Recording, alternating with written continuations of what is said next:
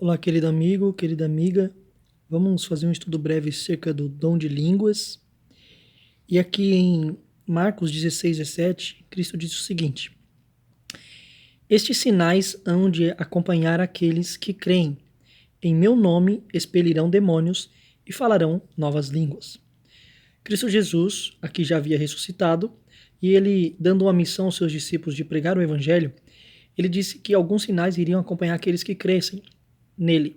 E ele diz que esses sinais seriam expulsar demônios e falar novas línguas. Cristo disse então que aqueles que crescem no seu nome iriam falar novas línguas. O Novo Testamento foi escrito em grego, o grego koiné. E quando a gente vai para o grego para descobrir as palavras novas, línguas em que Cristo diz, é diferente do brasileiro. Novas, no grego, tem dois significados. É a palavra neos, que significa um novo inédito, e a palavra kainos, que significa um novo já existente. E quando nós vamos para o grego, nós vemos que essa palavra novas, que Cristo acabou de dizer em Marcos 16:17, está no grego kainos, que significa um novo já existente. Então Cristo disse que os discípulos falariam novas línguas já existentes, ou seja, línguas já existentes. A palavra línguas no grego é glossa. A palavra língua no grego significa glossa e significa idiomas. Idiomas. Então Cristo está dizendo aqui que os sinais que seguiriam aqueles que creem seriam falar novos idiomas, ou seja, idiomas já existentes, porque novas significa kainos, o novo já existente, significa que os discípulos falariam idiomas já existentes. Seriam novos idiomas já existentes. E na época de Cristo já existiam outros idiomas. Nós vamos ver isso em Gênesis capítulo 11, pois foi o próprio Cristo que havia criado todos aqueles idiomas. Aqui em Gênesis capítulo 11, nós vemos a construção da Torre de Babel. Os homens estavam querendo atingir o céu através dessa torre, e então o verso 5 nos diz: Deus, o Senhor, desceu para ver a cidade e a torre que os filhos dos homens edificavam. Então Deus desceu para ver o que os homens estavam fazendo. E o Senhor disse: Eis que o povo é um, e todos têm a mesma linguagem. Então Deus, ao olhar os homens construindo a torre, ele disse que o povo era um só, ou seja, era um povo, um tipo de povo e um tipo de linguagem, ou seja, todos têm a mesma linguagem, todos tinham o mesmo idioma. Isto é apenas o começo. Agora não haverá restrição para tudo que intentam fazer. Vinde, Deus dizendo, possivelmente a Cristo, disse: Vinde, desçamos e confundamos a sua linguagem, para que um não entenda a linguagem do outro. Então nós vemos aqui que Deus, ao ver aquela torre em que os homens estavam construindo, Deus, juntamente com Cristo, desceu para ver, e o povo, que era um só e tinha a mesma linguagem, Deus desceu e naquele momento confundiu a linguagem de todos eles, para que um não entendesse mais o outro. E ali então, verso 8 diz: Destarte o Senhor os dispersou dali pela superfície da terra, e cessaram de edificar a cidade. Então Deus dispersou eles ali pela superfície da terra. Quando diz que Deus confundiu a linguagem deles, significa que Deus estava aqui criando outros idiomas. Deus confundiu a linguagem deles para que um não entendesse o outro. E naquele momento Deus estava criando os idiomas que nós conhecemos hoje, os diversos idiomas que nós conhecemos. Deus estava criando ao confundir a linguagem daqueles que edificavam a Torre de Babel, pois todos tinham era um único povo e falavam o mesmo idioma. E ali então Deus confundiu a linguagem deles, criando vários idiomas, e assim os dispersou pela superfície da terra, para eles parar de edificar aquela cidade. Quando Deus dispersou eles pela superfície da terra, cada um edificou a sua cidade, e assim vemos os diversos países que vemos hoje. Tudo bem que hoje existem bem mais países do que antigamente, e assim os homens dispersos construíram suas próprias cidades. Chamou-se-lhe por isso o nome de Babel, porque ali confundiu o Senhor a linguagem de toda a terra, e dali o Senhor os dispersou por toda a superfície dela. Deus então confundiu a linguagem deles e dispersou-os pela superfície da terra, onde eles construíram suas cidades, e vemos que foram construídas diversas nações. Deus estava aqui criando os diversos idiomas. Portanto, quando Cristo disse aos discípulos que eles falariam novos idiomas, idiomas já conhecidos, significa que os idiomas que Deus havia criado na Torre de Babel, pois naquela época dos discípulos já haviam diversos idiomas. Aqui em Mateus 28, 19, Cristo dá uma missão aos seus discípulos. Ele deu uma missão aos seus discípulos antes de ascender ao céu. E diz o seguinte: Ide, portanto, fazei discípulos de todas as nações, batizando-os em nome do Pai, e do Filho, e do Espírito Santo. Então, Cristo deu uma missão aos seus discípulos antes de ascender ao céu. Eles deveriam fazer discípulos de todas as nações, aquelas nações em que ele criou, na qual ele confundiu os idiomas na Torre de Babel, em que os homens foram dispersos e criaram suas cidades. Nessas nações, os discípulos deveriam ir e pregar o evangelho a todas essas nações, batizando em nome do Pai, do Filho e do Espírito Santo. Jesus estava dando uma missão aos discípulos de pregar o evangelho a todas as nações. E devemos fazer uma pergunta.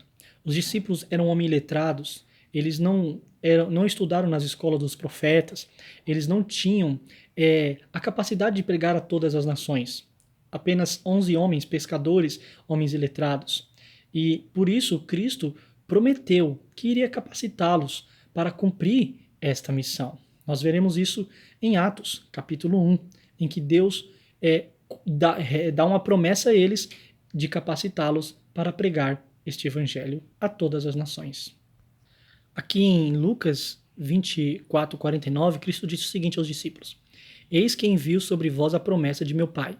Permanecei, pois, na cidade, até que do alto sejais revestidos de poder. Então Cristo pede aos seus discípulos para permanecerem na cidade, para que ele pudesse enviar a promessa do Pai. A promessa do Pai era o Espírito Santo, de acordo com João 16, em que eles receberiam para serem capacitados para pregar o Evangelho. A promessa do Pai era o Espírito Santo, e para eles receberem, eles deveriam permanecer em Jerusalém, na cidade de Jerusalém, para que pudessem ser revestidos de poder do alto. Em continuação à mesma promessa, Cristo disse o propósito da promessa que eles receberiam. Verso 8 do capítulo 1 de Atos, Cristo disse o seguinte: Mas recebereis poder ao descer sobre vós o Espírito Santo, e sereis minhas testemunhas, tanto em Jerusalém, como em toda a Judéia, Samaria e até os confins da terra. Então os discípulos iriam receber poder, que disse Cristo, ao descer sobre eles o Espírito Santo. Qual seria o propósito de receber o poder? Para serem testemunhas em Jerusalém, para serem testemunhas na Judéia e Samaria até os confins da terra. Então o propósito deles receberem o Espírito Santo e falar novas línguas seriam com o intuito de receber poder para que eles pudessem testemunhar em Jerusalém, na Judéia, na Samaria e até os confins da terra, ou seja, até todas as nações existentes debaixo do planeta. E assim eles seriam capacitados a pregar o evangelho até os confins da terra. Aqui em Atos, capítulo 2, vemos o cumprimento da promessa de que Cristo disse que os discípulos receberiam. Diz o Atos, capítulo 2. Ao cumprir-se o dia de Pentecostes, estavam todos reunidos no mesmo lugar. De repente, veio do céu um som como de um vento impetuoso e encheu toda a casa, onde estavam assentados. E apareceram distribuídas entre eles línguas como de fogo, e pousou uma sobre cada um deles. Todos ficaram cheios do Espírito Santo e passaram a falar em outras línguas, segundo o Espírito lhes concedia que falassem. Então aqui, ao cumprir-se o dia de Pentecostes, após 50 dias que Cristo havia ascendido ao céu, os discípulos ficaram 40 dias com Cristo. Ao Cristo ascender ao céu, depois de 10 dias, em 10 dias de orações, eles receberam o cumprimento da promessa no dia de Pentecostes. E o som, como de um vento impetuoso, encheu toda a casa na qual eles estavam sentados. E assim a gente vê que apareceu distribuído entre eles ali línguas como de fogo. Por que línguas como de fogo? Línguas a gente viu, glossa significa idiomas. Por que como de fogo? O fogo purifica. Isaías estava com seus lábios impuros e foi purificado com o fogo da brasa viva que saiu do altar de Deus, em Isaías capítulo 6. Os discípulos iriam receber línguas como de fogo para purificar os lábios deles que eram impuros, para que eles pudessem ser capacitados com o Espírito Santo, com a presença de Deus, para poderem pregar o evangelho destemidamente. E essas línguas de fogo pousou sobre cada um deles. E todos ficaram cheios do Espírito Santo e passaram a falar em outras línguas, ou seja, em outros idiomas, segundo o Espírito Santo lhes concedia que falassem. Assim, os discípulos estavam recebendo o cumprimento da promessa para serem testemunhas até os confins da terra, por meio do poder do Espírito Santo, recebendo outras línguas, outros idiomas, capacitação para falar em outros idiomas e assim pregar o Evangelho a todas as nações. Aqui em Atos, capítulo 2, vemos a reversão da Torre de Babel. Torre de Babel, Deus havia confundido a linguagem de todos, ou seja, os diversos idiomas, para que ninguém entendesse um ao outro. Aqui, nós vamos ver ao contrário.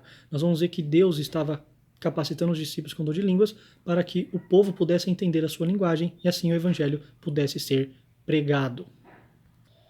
Aqui em Atos 2, 5 e diante, fala-nos como é que aconteceu todo esse dom de línguas.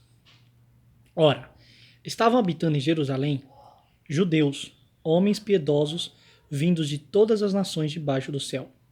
Então aqui nós vemos que haviam homens piedosos vindo de todas as nações debaixo do céu. Ou seja, todas as nações do mundo conhecido estavam ali naquele momento na festa do Pentecostes. Aquelas nações que foram dispersas lá na Torre de Babel. E aqui no verso 6 nós vemos algo muito interessante. Quando, pois, se fez ouvir aquela voz, afluiu a multidão, que se possuiu de grande perplexidade, porquanto cada um os ouvia falar na sua própria língua. Então aquelas pessoas que estavam vindo de todas as nações debaixo dos céus, elas ficaram perplexas. Por que elas ficaram perplexas? Porque elas estavam ouvindo os discípulos pregarem na sua própria língua, ou seja, no seu próprio idioma. Estavam, pois, atônitos eles, e se admiravam, dizendo: vede, não são porventura galileus todos esses homens que aí estão falando? Eles ficaram perplexos e perguntaram: não são galileus todos esses homens que estão falando? Trazendo para os nossos dias, eles se perguntariam: não são porventura brasileiros todos esses homens que estão falando?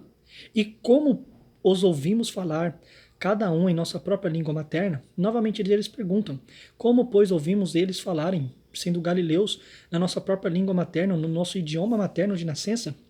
Aí ele começa a dizer as nações que estavam ali. Cerca de 16 nações estavam ali para o dia de Pentecostes. E o verso 9 diz: somos pardos, medos, elamitas e os naturais da Mesopotâmia, Judéia, Capadócia, Ponto e Ásia, da Frígia, da Panfilha, do Egito e das regiões da Lídia, nas imediações de Cirene, e romanos que aqui residem, tanto judeus como prosélitos, cretenses e árabes, como os ouvimos falar em nossas próprias línguas as grandezas de Deus? E novamente eles perguntam: como, pois, nós que somos de diversas nações, estamos ouvindo eles a falar na nossa própria língua as grandezas de Deus, nossos próprios idiomas? Então vemos no verso 11, no verso 8 e no verso 6, eles atônitos, porque eles estavam ouvindo os discípulos a pregarem o evangelho, as grandezas de Deus, no próprio idioma dele materno, no próprio idioma dele de nascença.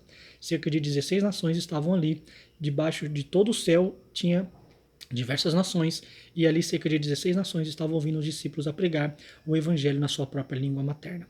Aqui em Pentecostes foi a reversão da Torre de Babel.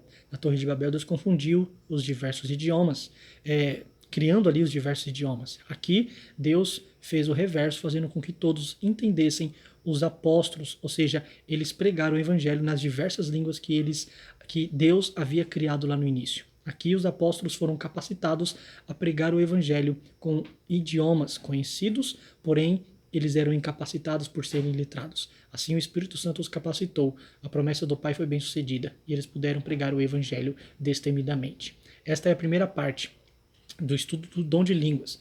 Próximo estudo, nós vamos estudar acerca de 1 Coríntios 14 e o dom de línguas que Paulo ali fala.